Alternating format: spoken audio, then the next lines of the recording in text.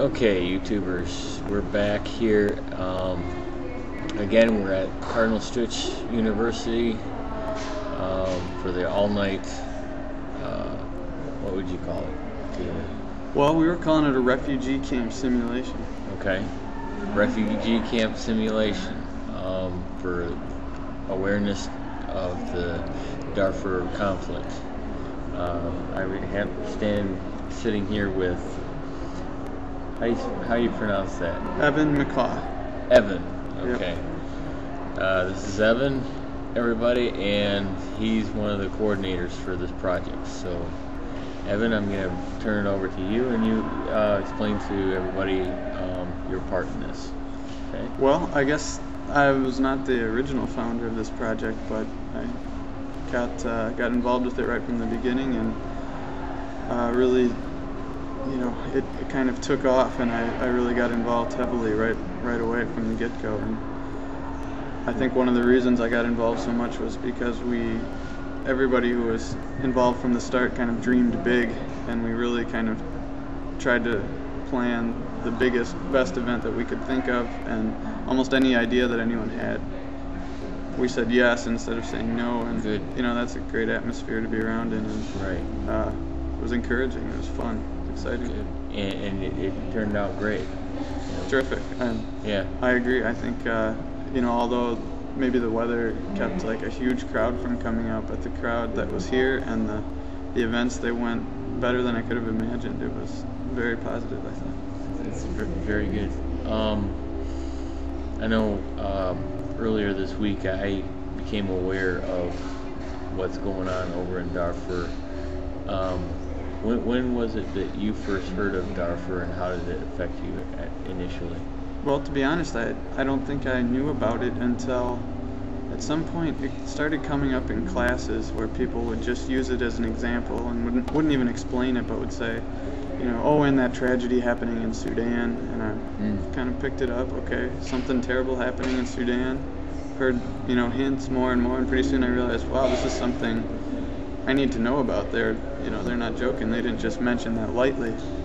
And the part where I figured out, really started to understand what was going on wasn't until I got involved in this. It was both a learning process and action on my part. I couldn't have done what I did until I did the research, and that's what's made it even more powerful. Right. YouTube is actually viewed by thousands of people worldwide. What would you like to say to the people that are in government positions, and even young people out there that might have some influence in getting the word out? What would you like to say to them?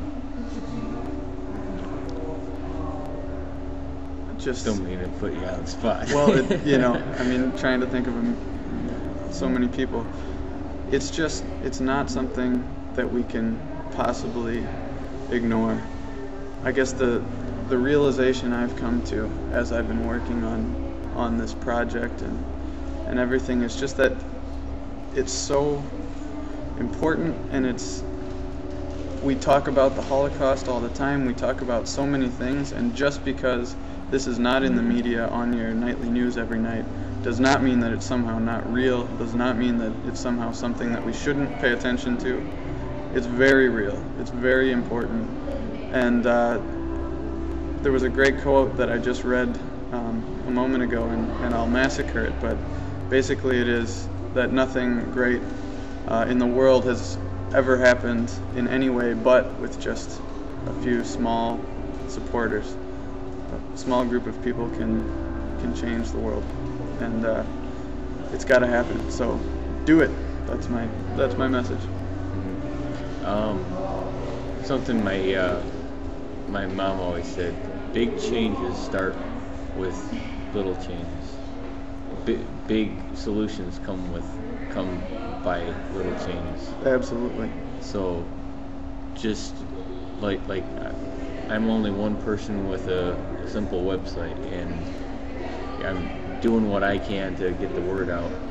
and hopefully somebody watching this will get inspired and Hopefully do they something can, else. yeah, You know, it's so true. Hopefully you watching this can be inspired, but what we've done here, you're amplifying what we've created, and every little amplification, you know, reaches a few more people, makes it a little more powerful. Whatever it does, it, you know, add your little up on the decibel, you know, scale. Just crank it up one notch louder, and eventually people are going to hear it. there's a phrase in music theory that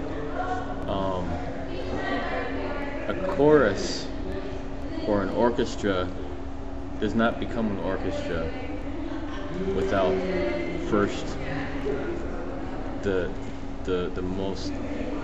single instrument. Sure, absolutely, absolutely. And I think sometimes when we have no orchestra, Right. And if there's one part of that orchestra missing, then the whole tone of the music isn't right. It's so true, and I think that analogy is correct, especially when you think about, you know, when there is no orchestra established yet, but yet you want to make beautiful music. What do? You have to do your part first, and then it'll all come together. I think, you know, looking at it that way it's powerful and it's correct. We got to do our part. Okay. All right. Thank you. Thank you, Evan. Thank you. Good luck. Yep.